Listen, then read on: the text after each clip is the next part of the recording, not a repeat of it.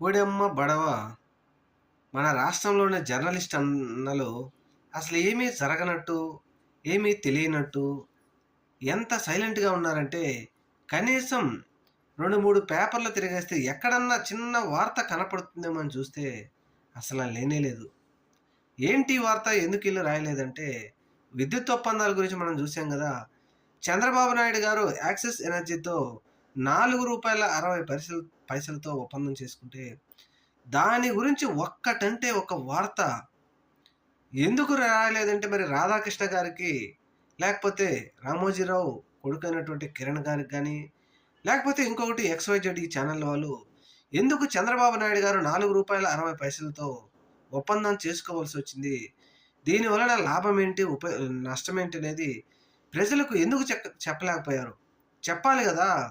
జగన్మోహన్ రెడ్డి గారున్నప్పుడు విపరీతంగా రాసినప్పుడు, మరిప్పుడు ప్రజలకు ఎందుకు చెప్పలేకపోతున్నారో అంటే, అసలు ఆ పేపర్‌లో ఎక్కడా కూడా కనీసం చివరి పేపర్‌లో చివరి అంచులు గూడా అసలు ఏమీ జరగనట్టు ఎంత నిశ్చేష్టులై ఉన్నారండి.